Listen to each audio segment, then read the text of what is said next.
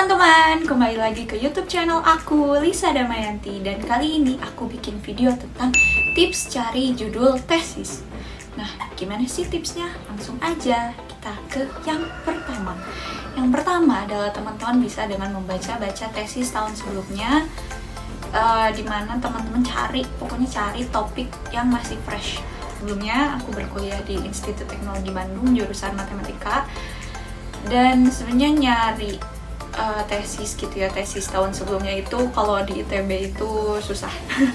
Jadi kita bisa baca-baca tesis tahun sebelumnya itu kalau kita ke perpus ITB atau ke perpus jurusan gitu.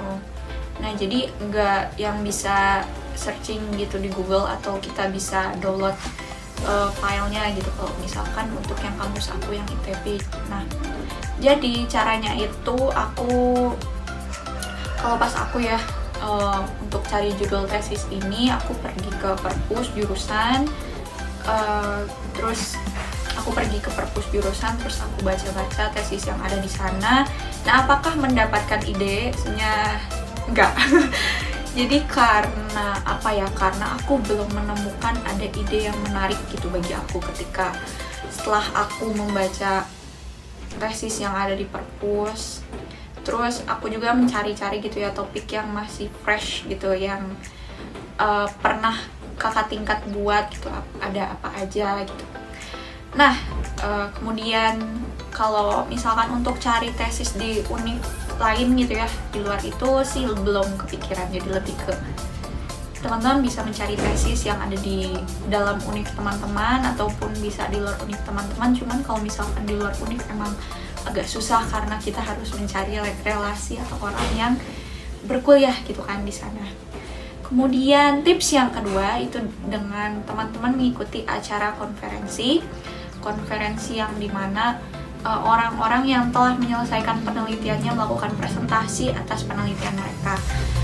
Nah, sebenarnya untuk konferensi ini lebih berguna sih bagi aku ketimbang membaca tesis tahun-tahun sebelumnya, karena di konferensi ini aku kayak mendapatkan ide, kayak banyak dapat ide yang menurut aku menarik gitu untuk aku teliti gitu. Nah, jadi kalau aku ya mendapatkan judul penelitiannya itu ketika aku mengikuti acara konferensi tahun 2022. Ketika aku ikut acara konferensi itu, aku masih menjadi partisipan, jadi cuma ngeliatin orang-orang yang melakukan presentasi. Kemudian dikasih nih daftar judul-judul dan presenternya gitu. Kemudian ada beberapa judul yang aku merasa kayak ini menarik gitu bagi aku. Kemudian aku searching nih judul yang berkaitan. Kayak kalau misalkan aku ya matematika, itu misalkan ada judulnya ini de-labeling gitu. Nah, kemudian aku cari nih di internet de-labeling, terus aku telusuri, baca-baca, aku pelajari. Nah, dengan teman-teman mengikuti konferensi, teman-teman juga bisa melihat orang-orang yang melakukan presentasi. Jadi kayak ada gambaran judulnya seperti apa, isinya apa, kemudian cara menyelesaikan permasalahannya seperti apa. Nah, tips yang berikutnya adalah baca-baca paper atau makalah penelitian atau jurnal yang bisa teman-teman cari di Google Scholar dan sebagainya. Nah, tapi kalau menurut aku ya untuk tips yang baca-baca paper atau makalah penelitian ini kayak termasuk umum, kayak kita harus mencari apa gitu kan. Kita tahu kita perlu membaca-baca paper atau makalah penelitian, tapi kita mulai dari mana gitu, mulai dari topik apa gitu. Nah, biasanya aku lebih ke ikut konferensi dulu, kemudian ada misalkan satu judul dari presenter tertentu yang itu menarik bagi aku, kemudian aku cari nih di Google, terus aku dapat beberapa jurnal yang berkaitan dengan judul tersebut gitu. Nah, kemudian tips yang berikutnya adalah bisa dari rekomendasi dosen. Nah, ini sebenarnya kayak tergantung sih ya, ada dosen yang ngasih rekomendasi untuk judul tesis kita bagusnya apa, atau apa sih penelitian yang bisa kita teliti gitu dari dosen, dari rekomendasi gitu yang dosen berikan. Kalau misalkan untuk rekomendasi dosen itu biasanya ada enak gak enaknya. Enaknya ini adalah kita lebih banyak dibantu gitu, untuk yang rekomendasi dosen penelitiannya ini lebih banyak dibantu, dan biasanya fresh juga. Gak enaknya ini adalah kadang kita kesulitan untuk mencari referensi penelitian yang sama dengan yang direkomendasi dengan yang dosen berikan ke kita gitu tentang penelitian apanya. Nah, biasanya ada juga rekomendasi dosen ini yang bentuknya ini adalah penelitian payung gitu. Jadi kayak kita ikut membantu dosen kita yang sedang meneliti juga. Jadi dosen kita punya penelitian apa dan memberikan ide penelitiannya kepada kita, kemudian kita mengerjakan penelitian tersebut.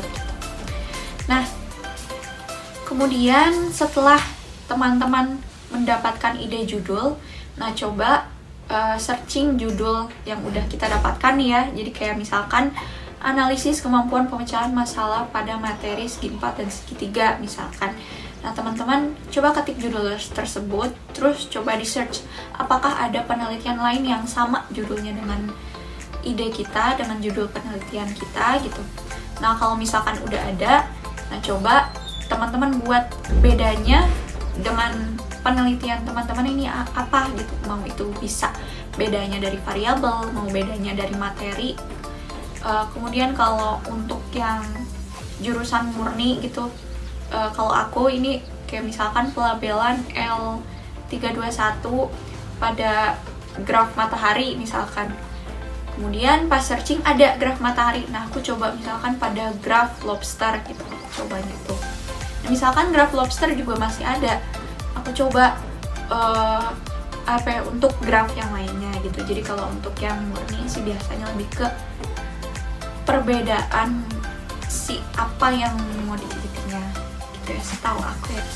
Nah, mungkin cukup sekian video dari aku. Jadi sebenarnya tips untuk cari judul tesis ini cukup singkat karena biasanya nggak yang kayak skripsi gitu ya. Kalau skripsi kan kita masih banyak banget bingungnya. Nah, kalau untuk tesis kan kita udah pernah ya pengalaman membuat skripsi seperti apa. Dan jadi untuk tesis sih kayak kita merasanya kayak ini di atas skripsi, penelitiannya ya nggak beda jauh gitu. Kalau misalkan jurusan yang kita ambil ini sama dengan S1, ya udah penelitiannya nggak beda jauh. Cuman bedanya adalah kita lebih upgrade gitu untuk penelitiannya, ini lebih high lagi gitu untuk penelitian tesisnya gitu.